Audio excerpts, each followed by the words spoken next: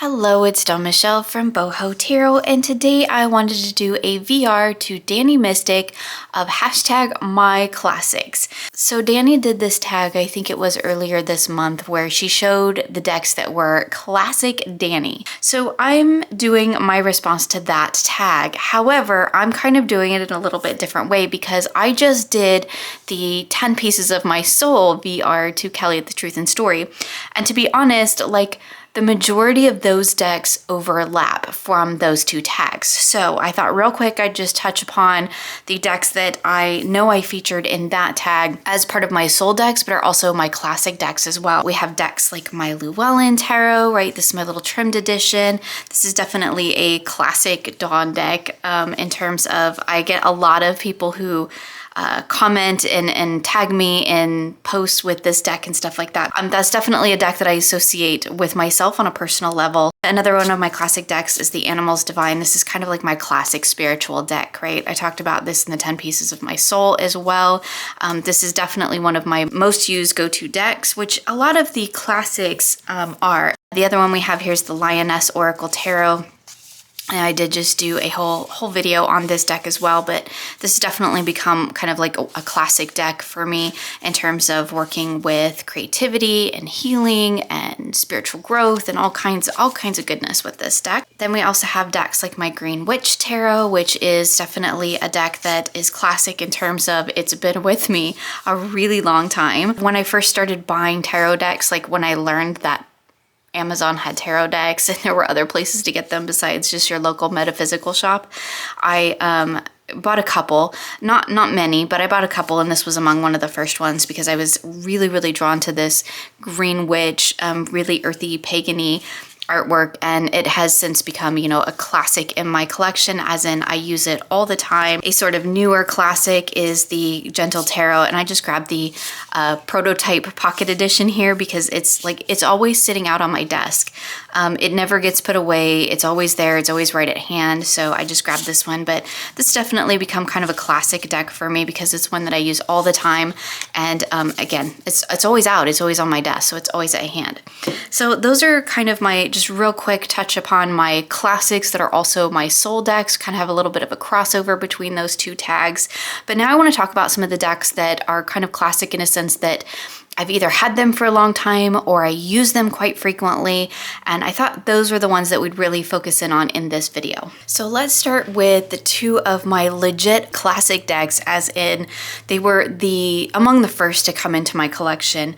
My first was the Legacy of the Divine. I've talked about that deck before, where it wasn't one I really selected for myself. It was just one that when I went into the metaphysical shop to buy my very first tarot deck, that was the one that was recommended to me. I do still have it. I do still keep it because it has sentimental value. While I love the deck, it doesn't really resonate with where my tarot practice has gone moving forward from that point of, I don't even know how long ago. Almost a couple decades now. So I thought I'd just pull out the other two decks, the two decks that I purchased after that. This is the very first tarot bag I ever made, and I crocheted it. And it's amazing that it's still, it's, I don't know, 15 years old or more at this point. And this is a deck that's also 15 years old or more at this point. This is the Finaster Tarot, and this was one of the first, I think this was the first deck I ever bought on Amazon when Amazon first became a thing. And I first realized that there were tarot decks on Amazon. And this deck, I specifically went out to find a deck that had a more feminine energy to it because the tarot, the Legacy of the Divine, in my opinion, has a very masculine feel to it, which is fine, but that was the only deck that I had for a really long time. And I wanted something that was a bit softer, had a bit more of that feminine energy. As you can see, it's pretty much a Rider-Waite-Smith clone, which at the time was totally fine with me. But this is still a deck that I actually use. Sometimes it ends up in my rotation of decks that I use for nighttime pulls. So it kind of goes back and forth between being in storage. I do love the backs. I love the gray. I do need to edge it at some point. But anyway, it ends up sometimes in the rotation of my decks that I pull for bedtime. It's comforting and it's familiar to me. I've had it for a really long time. I know these images really well. It has a really soft energy to it, very feminine. Again, I love the gray borders. That was one of the things that drew me to it, the gray, and I love the backs. Copyright, you know, not included in that, but I think the backs are absolutely beautiful, and it just has this really wonderful, nurturing, supportive energy that I often like to pull out at bedtime. And then we have, this was, I think, the very first sort of envelope pouch bag. I don't know what you call these. Not really envelope pouch. I have no idea what they're called, but this was one of the first ones that I ever made with my sewing machine when I very first got it. And this is the Steampunk Tarot, the edition by Barbara Moore. Look how bowed it is. This was I believe the third deck I ever purchased, because I had the Legacy of the Divine, and then I had purchased the Finaster on Amazon, and then I don't know, a few months later, I think it was the same year, but I think it was a few months later, I purchased this one again at my local metaphysical shop because it was the first one that I saw that had a theme that was actually like something that resonated with me. So I would have been in my late 20s, I think, when I purchased this deck. So wow, yeah, it's been a long time. But I was very, very into steampunky things at the time, and so this deck for me was like, it was my everything. I used this deck daily. Like my other decks, well, I only had 2 other decks. I had the Legacy of the Divine and the Finaster at that time, and they both pretty much got put away, and this was my sole deck that I read with and worked with for many, many years. Once I got this one in hand and I was like, oh, it's steampunk. It felt like the first deck that I ever came across that resonated with me on a personal level, because of where I was and who I was at that time in my life, right? So I was all about this steampunky thing. This card for me was absolutely everything, because at that time I did have horses and I was riding. So this card to me was just like, it was me in a card, it felt like at that time. And it's still a deck that I use. I do tend to use it more in the darker months now, because I feel almost like this deck represents like my past in a sense, like my past self, you know, from that period of my life. But it is still one that I still feel connected to and I can still read with, and still feel that deep personal connection to, even though it's not a deck I show very often on my channel. It's not a deck I talk about a lot. A lot of these decks are ones that kind of like, they're kind of like background decks, as in they're always there and I do reach for them and I do use them, but they don't really get a lot of play like in a public sense, because they're kind of just the ones that I pull out for, you know, readings that don't really relate to any specific practice or thing that I'm doing, right? It's just a deck that I need to do a reading. I'm going to pull out this deck. And so that's kind of like the decks, like, you know, the real solid reader decks. That's kind of what I'm going to be doing mostly in this little collection. Now we're going to go with decks in no particular order. I'm just going to grab a couple and we are going to talk about them. This is my Nicoletta Chicoli Tarot, and this is the one that I have done the huge modification to. I, of course, rebacked it, trimmed it, and then restructured this entire deck. I do have a whole video on this whole process. For me, this is a deck that I have had for a very long time and I do work with quite often. But for me, this is like a classic deck because it is like my classic, what I call my wounded inner child. So when I'm doing that kind of work, this is the deck that I go to. I absolutely love the artwork. It's got a dark energy to it, and I definitely would say it's not really a beginner deck, but it's definitely one that works well, I think, for diving into the shadow, for looking at those childhood issues, I do always caution with this deck because it can be quite powerful, and if you're not kind of prepared, as with any type of shadow or trauma or healing work that you're doing, like you really need to be in the right headspace. You need to be ready for the messages. This is not a deck that I would ever go to if I was feeling tender or vulnerable, but it's definitely a deck that I use quite often when I know that there's things going on beneath the surface and I need to dig into that and I need to bring it out into the light. This is often the deck that I use for that. So it's definitely kind of like my classic shadow deck, I guess, in a sense.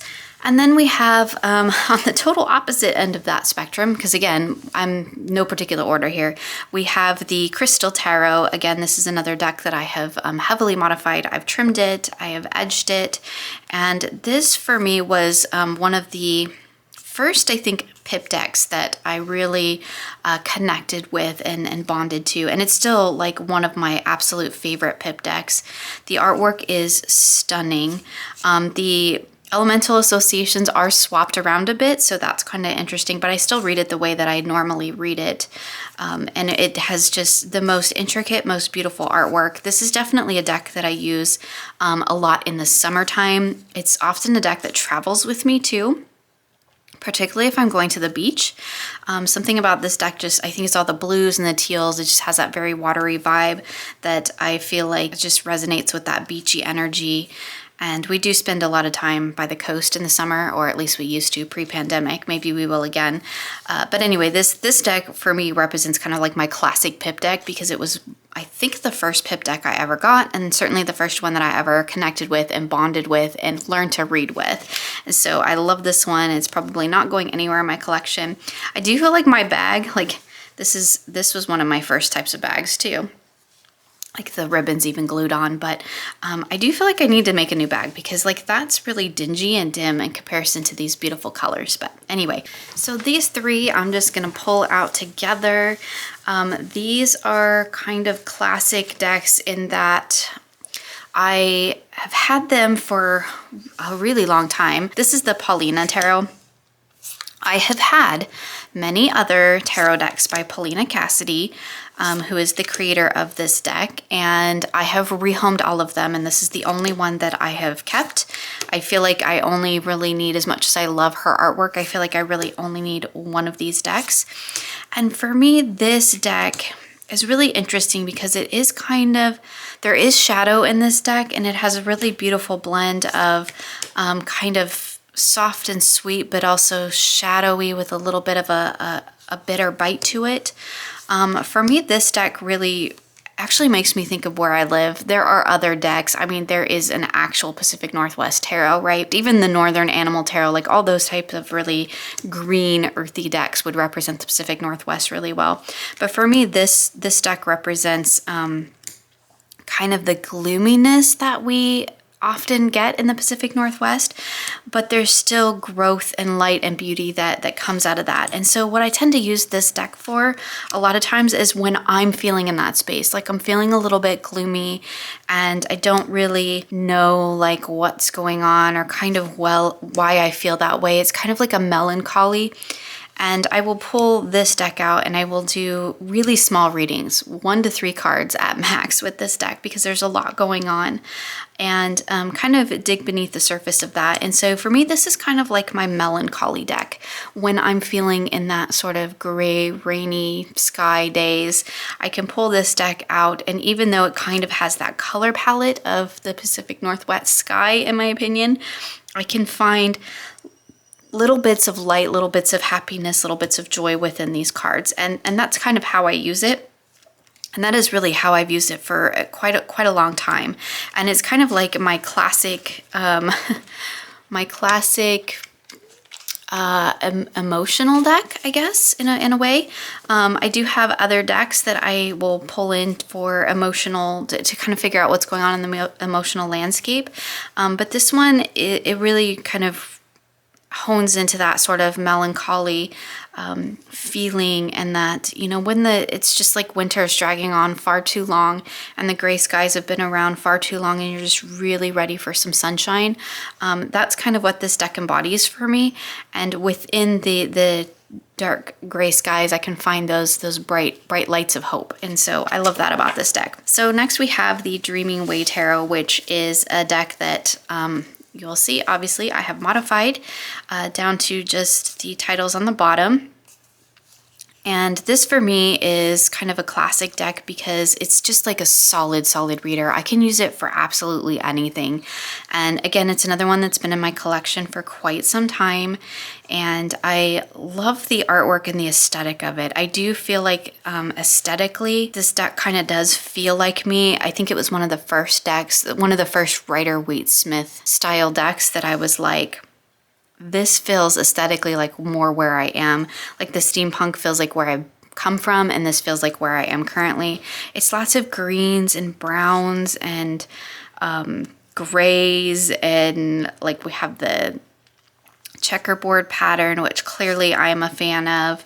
And I don't know, it's just like, aesthetically speaking, it speaks to me on that level. But I also find that like it's a beautiful reader. I love the depictions, like this Ace of Pentacles. I mean, that to me just feels like me aesthetically in a card, which is fantastic. But it's kind of like my classic everyday reader deck, like where I can just use it for absolutely anything. And I know Dani showed this deck as well, and she has rebacked hers, which I'm thinking about doing to mine. It needs a new trim because this was my pre-measurement days, and it's kind of got a wonky trim. And then we have in my gorgeous Peggy bag, well, it's now called the Tarot of Light. But it was called the Art of Love. So I'm calling this a classic deck because I had the Art of Love. I gifted that to a friend. I had trimmed it down, which I do intend to do with this deck as well. And then they came out with a new matte version, so I purchased that. The name has been changed to Tarot of Light. And but it's still the same deck essentially, right? So for me, this is definitely a classic deck because it kind of embodies an affirmation deck for me, to be perfectly honest. It does have some light and shadow in terms of the keywords, and I do read this deck more like an oracle, so I will pay quite a bit of attention to the keywords at the bottom. But this is a deck that I really use quite heavily and have for a very long time to make the transition between work and home life, because I work from home. So my office is in our home. And so sometimes I need something to help me make that transition between being in my work mindset and then shifting gears to being in my home mindset, my family mindset. And for me, this card is kind of just like an energetic cleansing between those two aspects of myself. So a lot of times at the end of a workday, when I'm kind of done in my office and I'm getting ready to kind of wrap up for the day and move into the family space, I will do a real simple 3-card reading with this deck. I pull mostly from the keywords, to be perfectly honest, as again, I use it more as an oracle. And it just kind of helps me create this little palette cleanse between those two ways of being, right? Because I don't want to carry my work into my family life. And I think when you work from home, that's real important. As somebody who's worked from home for a very long time, I think it's real important to create those boundaries and have those transition moments where you can kind of shift from one mindset to another. I don't want to be in a work mindset when I'm with my family. So for me, I tend to pull this deck out, pull a couple cards, and I use it for kind of helping me to make that transition between, okay, I'm done with work, now I'm moving into family life, and that's kind of where it helps me to kind of make that shift in mindset. And I think it works really well because the artwork is very creative. It feels very much like a deck of intuitive art. And so that for me kind of represents my workspace. But the energy of the deck is very nurturing, very supportive. And for me, it kind of does help me go from, okay, being a creative person to being a sort of nurturing, shifting from that work mode to that mother mode, right? In just basic, simple terms. I think this deck represents that beautifully. So I'm going to do these two together, even though they are totally opposite ends of the spectrum. I probably should have done this one with the Finaster Tarot, but this is my Centennial, and it was in a tin. I took it out of the tin and put it in this awesome Dani bag. And this has been the deck that I've been using for nighttime readings for, I don't even know how many months now, maybe close to a year. Pretty much every night before I go to bed, I shuffle this deck and I pull 3 cards to get a message. But there's just something about the color palette that's just really soft and soothing. It's familiar, it's an easy reader, so for me it makes a great bedtime deck. I have a lot of decks that I kind of shift out in this practice. As I mentioned, the Finaster is one that sometimes comes in. Sometimes I will use an Oracle deck. For the most part, this deck has been the one that's been living in my bedroom for many, many months, probably close to a year now.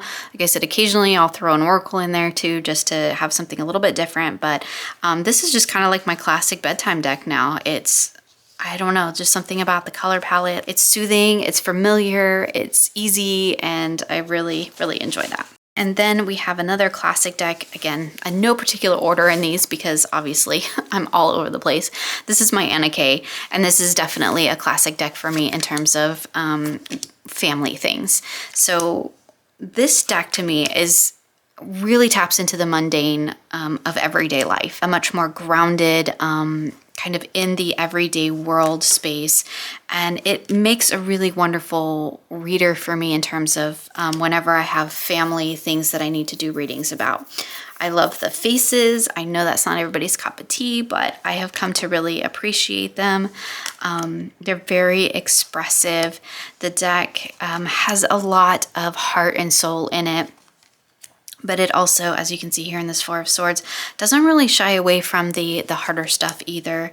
And it's just a fantastic reader. I have a copy of this deck that I have trimmed down to be the same size as my little trimmed Llewellyn so that I could read them together, which I think I did a whole video on like a long time ago, but how I used the Llewellyn to represent me and my little trimmed Anna Kay to represent my family. And I will do readings a lot of times with that. Again, those aren't readings that I share with the public. Those aren't readings that you see on my channel. Those, because of course they're very personal and they're very private, but this is just kind of like a classic deck for me because it's the one that I always use for family readings and have for many, many, many years. So we're going to wrap this video up with the 2 Oracle decks that I chose for my classics. And that is probably because these are the most used Oracle decks in my collection, I think. And they're both botanical decks, which is kind of funny. And you can see like they have different like opposite aesthetics. So we have the Hedge Botanical, which is a deck that I love because it has all of this white space. The color is very intentional, so it really draws your attention to certain aspects of the card. The keywords are fantastic. I do like that we have the flower name on there, but I am the type of person that I have to have a keyword on my botanical decks. Botanical decks with just a flower name don't work for me because I don't have enough knowledge about botanicals or flowers to even remotely begin to connect with that energy. So this one I love from an aesthetic standpoint because I think it's just absolutely beautiful. The white space is wonderful, but from a reading standpoint, the keywords are often very succinct. They really add a nice focal point to the reading a lot of the times, and that's kind of how I use this deck, is kind of like a focal point or a clarifier for a tarot card, or a kind of what's going on, what's the focus of this tarot card. This works really well for that. So like if I pull 4 of Swords and I'm pulling the Purify card, you know, that's going to tell me that's the keyword that I want to focus in on with that 4 of Swords energy. And so I really love it for that aspect. Botanical Inspirations. You can see very different aesthetics. This tends to be the deck that I use in the lighter half of the year, and this tends to be the deck that I use in the darker half of the year. But it also depends on what tarot decks I'm using and which ones I feel will pair better.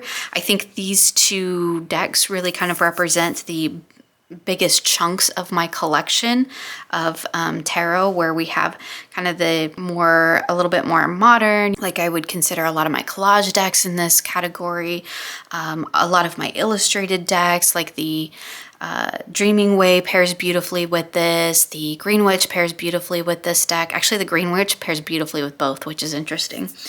But I also use it for like the Lioness Oracle, things like that. Whereas this deck I tend to use with a lot of my earthy, vintagey kind of style decks. And it works beautifully on an aesthetic level for this.